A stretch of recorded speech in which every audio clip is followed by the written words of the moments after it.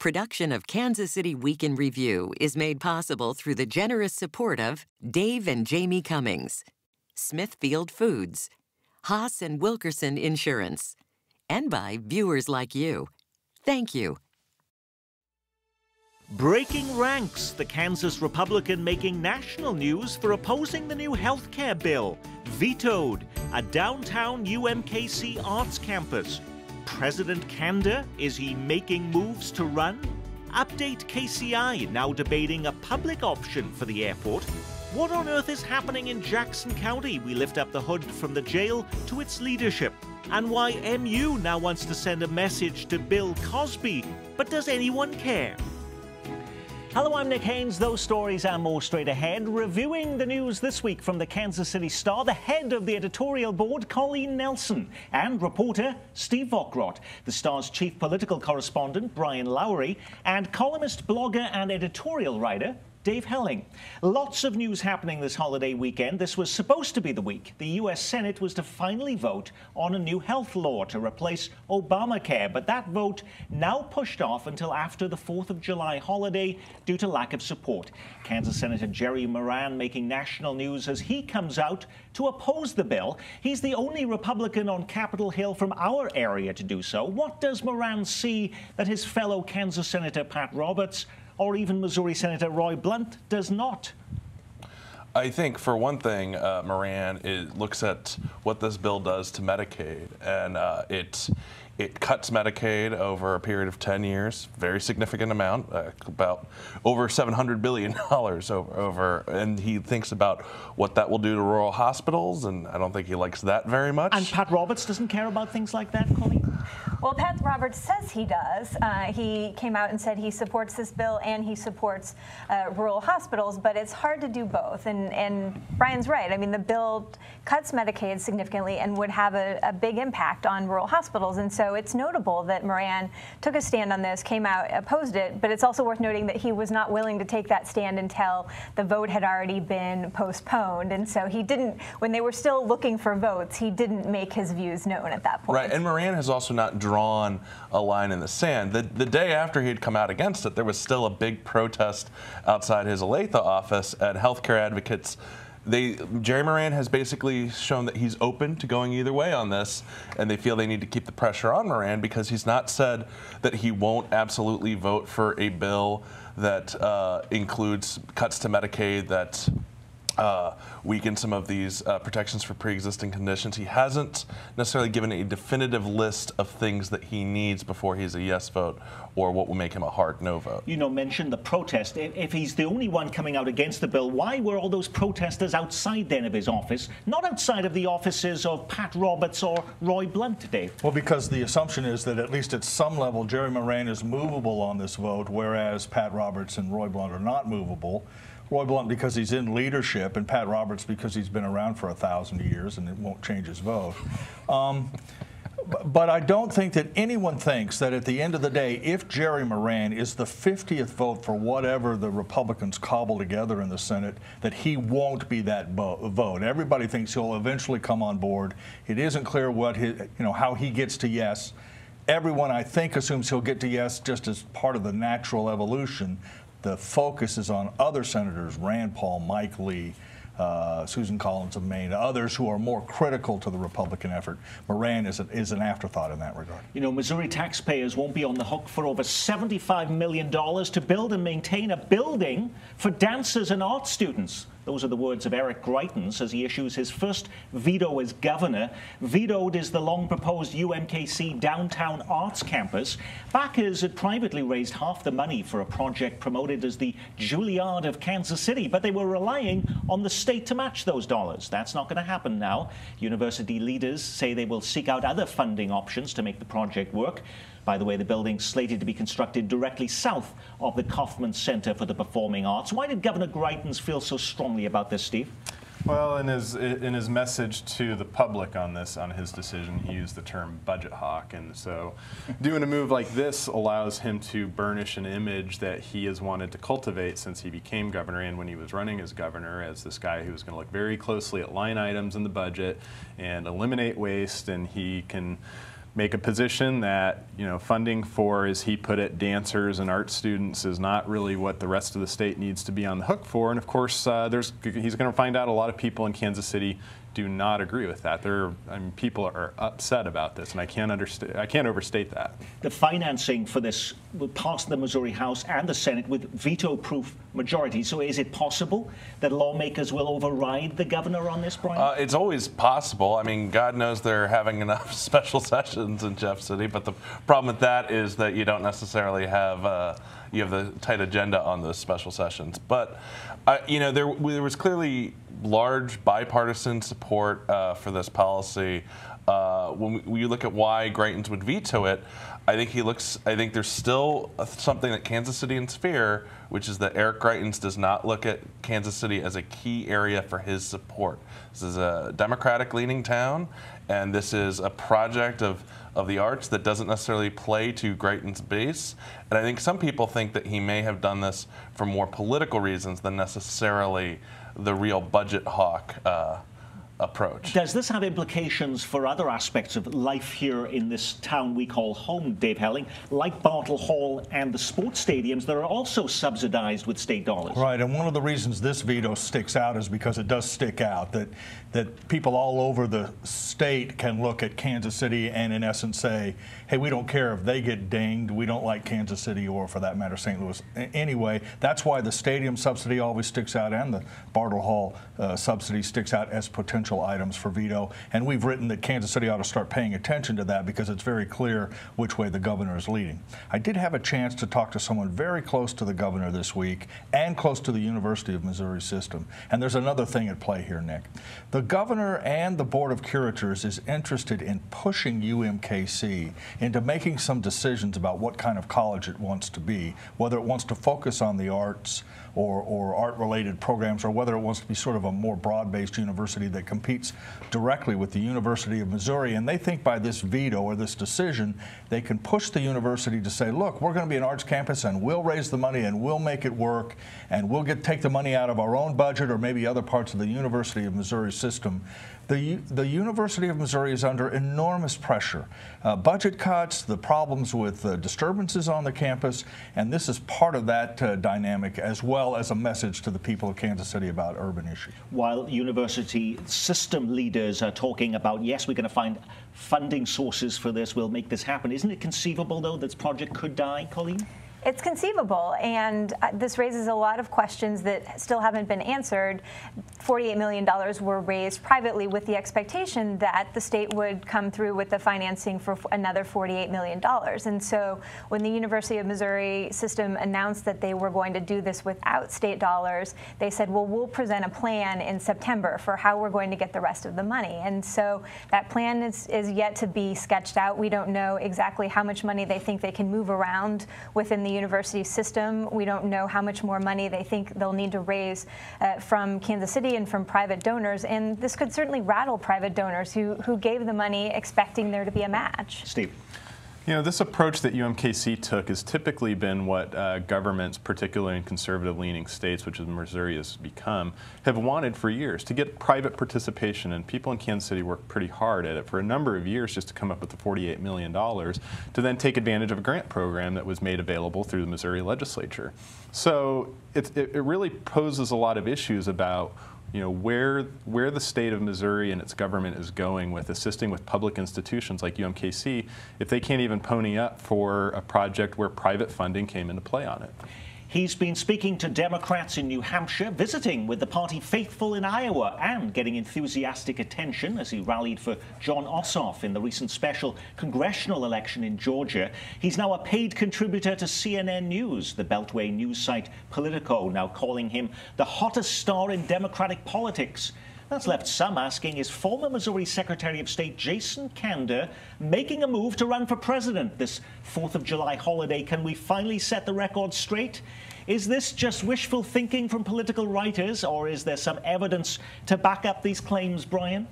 Well, he's been going to a lot of states. He'll actually be headlining a Democratic fundraiser in Kansas next month. But if you look at his itinerary over a 1 month period, not only was he in Georgia, Iowa, New Hampshire, he was in Arizona, Utah, Massachusetts, Kentucky. So you could get a great road movie just following Jason Kander around. He's clearly trying to build a national profile. If you talk to people close to Jason Kander, they will say that one of the things he needs to do right now is build a national profile. The question is, what does he do with that national profile? I think some people are skeptical that you can go from being Missouri Secretary of State, out of office for a few years, and then run for president. But hey, crazier things have happened. But he lost the last election, so why does he feel he has a platform to win nationally? Well, because the Democrats are kind of in disarray. I mean, they still need to do a lot of soul searching to figure out exactly what kind of party they're going to be going into 2020. And so coming off Hillary Clinton's loss, you still have this kind of Democratic old guard, the last generation of Hillary Clinton and Bernie Sanders and Elizabeth Warren and Al Franken. And is someone from that generation going to run, or are the Democrats going to look to the next generation? And in the next generation, you have people like Jason Kander, Kamala Harris, and folks who are less known nationally. And if they look to the next generation, someone like Kander could emerge, who's not that well known now, but might be by 2020. Well, Kander may be getting attention on a national level. So is another bi-state political leader with a last name beginning with K, Chris Kobach, the Kansas Secretary of State, making national news as it's revealed. He sent letters to all 50 states asking for voters' names, birthdays, and the last 4 digits of their social security numbers, plus their voting history dating back to 2006. Why? Well, he's helping head the Trump administration's new panel on election integrity, and he says he needs the data to do meaningful research. While several states are refusing to give him the information, Missouri Attorney General Jay Ashcroft says it's a fair request. Chris Kobach says he can, if people are registered in multiple places, for example, he needs this ability to cross-reference the data. Isn't that fair, Brian Lowry? It's Missouri Secretary of State Jay Ashcroft, by the way. We should make sure to get that correct. I think in my initial posting, I initially flubbed that as well. Kobach is basically here. He said why he says he needs the last 4 digits of the social. He runs this interstate cross-check program, very controversial program where states share data. It's been used for basically why some states will say we need to take a person off the voter rolls. Critics say it results in a lot of false positives. Kobach says, give me the last 4 of the social, and you won't have those false positives. In Kansas, he's the guy who gets to decide if Kansas is going to comply with that request. Spoiler alert, he's agreed to his own request. But there's a lot of states that aren't going to comply. California is not going to comply. They came out very strongly against it. Virginia is not. Kentucky is another. Kentucky, I think Minnesota has just come out against it while I was on my way over here. And even some states that are complying are maybe going to withhold some information. I believe Oklahoma is going to give them most of what they want, but they're going to withhold those last 4 digits of the social. So the question is, did maybe Kobach overstep a little bit here? He had the support of Vice President Pence and everyone else on the commission, but did he go maybe a little bit further than I think people were prepared for him to go on this? Well, next update KCI, after allowing private companies an opportunity to finance and build a new single terminal, this week the Kansas City Council began debating an ordinance that would give voters the chance to approve a public option. It would ask voters in November to authorize up to $990 million in bonds to construct a new passenger terminal. I thought no one supported that. That's why there was so much initial enthusiasm for the proposal from Burns and McDonnell to privately design, build, and fund the terminal, Dave. Okay, well, first, there wasn't that much enthusiasm for the original plan. And there is a fundamental and very interesting question the council will have to decide over the next couple of months as to whether to pursue the Burns and McDonnell idea, which in essence would allow the company to replace the city as the borrower for the airport. People are running around saying, oh, Burns and Mac wants to build this out of their own pocket. No, that isn't what's involved here. They're simply the borrower. Or should the city be the borrower, or the aviation department? The advantage of having the public borrow the money is that it costs less. Interest rates are less for public bonds than private bonds. Burns and Mac says, no, we can match that because we can build faster, get the money faster. the whole point we've written about repeatedly, Nick, is we need to see both. Let's see both plans. Let both plans go forward, which is now actually happening, and then we'll just choose one at the end. Well, it costs less. You have a story in the Star today, Steve Ockrott, that says, from backers at least, of a public option, that it could cost $400 million less. Right, so there have been some preliminary models that have been run by the city about what the public financing option would cost and all this. And what we don't really have yet, because we're in a competitive proposal situation right now, is really any particular detail about what the private financing model would look like in terms of dollars and cents. So there's a little bit of an information gap right now between really the cost comparison, as Dave mentioned, about one versus the other. And that's one of the issues that the city council is going to face with this pretty still tight deadline for a $1 billion project that they want to get on the ballot in November about how much information are we really going to get by the time the city council has to decide and by the time the voters have to decide. There are folks who are very invested in this conversation, this debate, and you hear from them a lot, Colleen, but does the public care?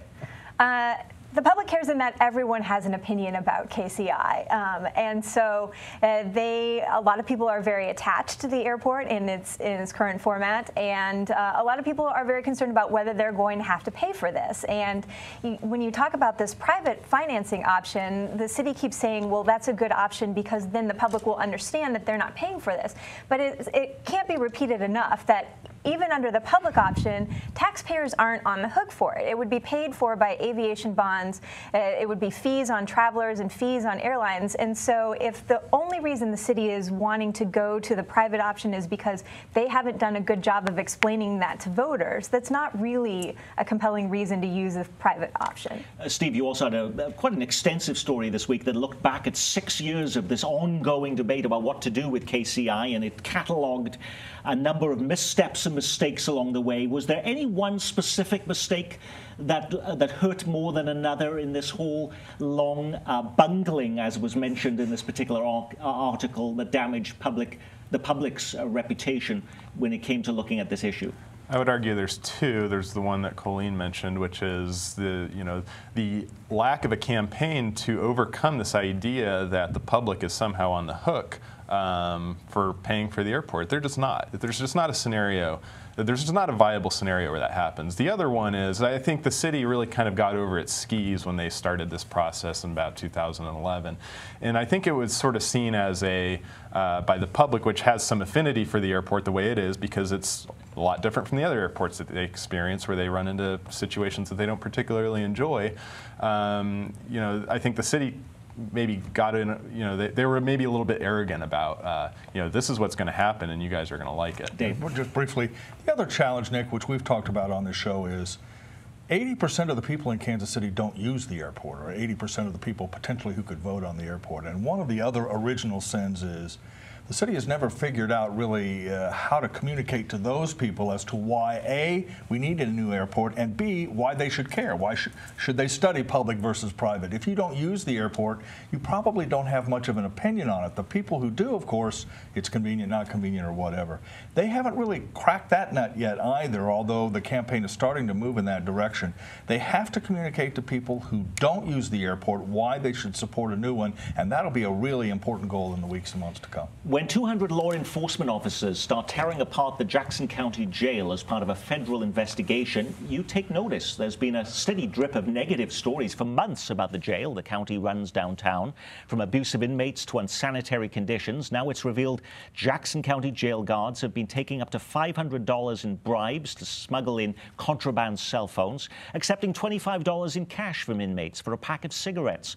The head of Jackson County government, Frank White, has hired 3 sets of consultants to evaluate all aspects of the facility and operations, promising to clean up the jail. We've done a lot of great work in there. I'd say we're on the right road right now to achieving a lot of those things that were overlooked in the past. We appropriated in our budget, 2017 budget with the legislature, the highest appropriation in the history of Jackson County. Now, that was Frank White speaking to the Kansas City Star in the editorial board meeting. So why has there been no visible turnaround? Well, that's a great question. There are so many problems, and we've been writing a lot about this on the editorial page, and I think what you've seen here is just the tip of the iceberg. Everyone we've talked to who has sightlines into the jail says it's so much worse than you even understand, and it's overcrowded. The inmates obviously are kind of running amok. You have untrained guards who are potentially colluding with inmates, and so many other, you have filth, you have rapes happening, you have an inmate who died recently. I mean, the list goes on. And you see Frank White there talking about it, and one thing that struck me when we met with him was he touted all of these improvements that he says he's met, but you just don't hear a sense of urgency from him in terms of, we need to fix this immediately, and this is unacceptable. And they have made some steps forward, but there's so much more to do, and you need a sense of urgency from Frank White and his team. I have resisted talking about anything that has happened with the Jackson County Jail as this drip of different stories have come up. This is actually the first time, I think, in a year that we've talked about it. But it happens in the same week that we hear that they've cancelled now the main 4th of July Independence Day fireworks celebration because of lack of money. That says there's something happening here. Why so many negative stories, Dave Helling, in such a short period of time? Well, about Jackson County, it's because I think, like most governments, they've got a bit of a squeeze, but the jail is really a core function of county government in our area, and any sense that it's not being met efficiently will draw not only our attention, but the attention of the federal government and other investigators. And Nick, yesterday, Governor Greitens in Missouri appointed a special task force to look at corrections in the state of Missouri. We had an inmate disturbance in El Dorado, a Kansas facility, yesterday. The budgets, as they get crunched, typically lawmakers squeeze correctional institutions, and it looks like Jackson County was no exception. And so that's why these stories are starting to bubble up. That's why we want a sense of urgency from the county executive, and that's why the people of Kansas City, for all the attention to the airport and all these other issues, have got to start focusing on this particular problem, because if they don't, it could spiral out of control and cost hundreds of millions of dollars in the years to come. Is it unfair to point the finger of blame at Frank White, Steve Bokrath?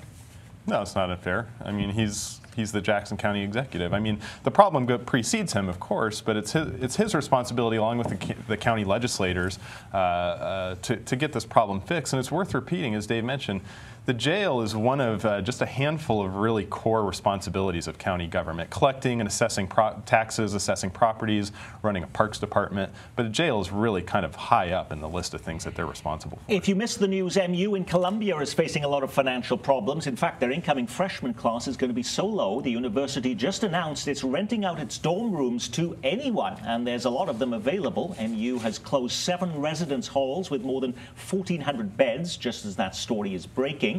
The university announcing it's taking back the honorary doctorate it gave to comedian Bill Cosby. Many universities stripped Cosby of his honorary degrees when the story first broke 2 years ago. So why is MU now moving forward with this action, and what's the purpose of doing it now? Probably public relations in large measure. I mean, Bill Cosby has gone very quickly from being a person held in high esteem to very poor reputation due to allegations against him that are quite extensive. He hasn't been convicted of anything. There was a mistrial recently in a criminal case against him, but he has testified in depositions to some behavior that I think universities would not want to associate themselves Colleen. with.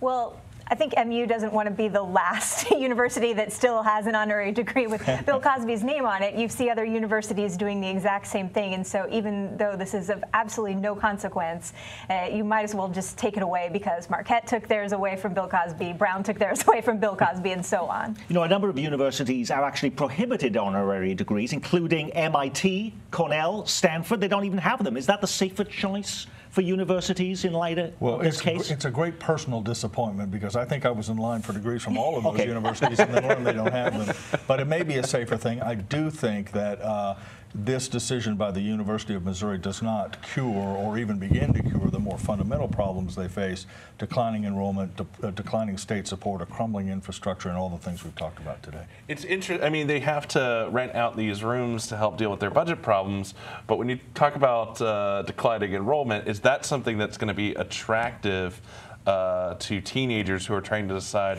where they want to go, that their university, as you said, will rent out rooms in their building. Well, it will be anyone. more attractive now because they have now rescinded the honorary doctorate to Bill Cosby. That will attract more students. Right. No, but I mean, seriously, I mean, think about that. Think if you're a parent and you're said to your I don't know that that's something that people look at, and I don't know that that encourages. People be like, I should really send my child there. 2 more streetcars coming to Kansas City as the City Council this week greenlights nearly $12 million to expand its fleet from 4 to 6 vehicles. Officials say the new cars are needed because twice as many people are boarding these streetcars. That's led to crowded streetcars and longer than desired wait times. The move comes as a streetcar authority is studying expanding the line to Berkeley Riverfront Park, a move that would not require a tax hike or an election, unlike the expansion route planned down to the plaza.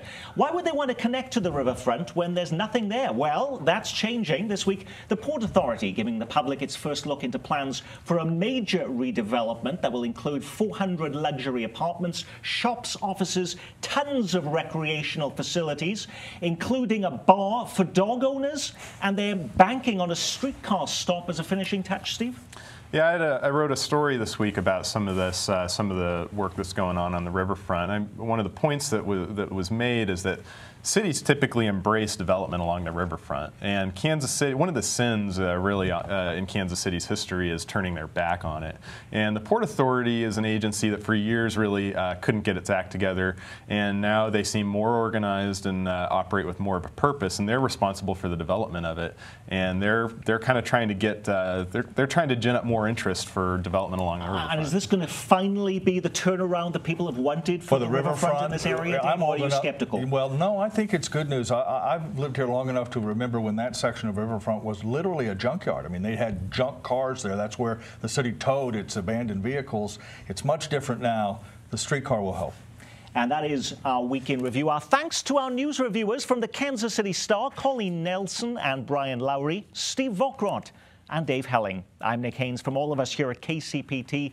Thanks for spending part of your Independence Day holiday from the British weekend with us.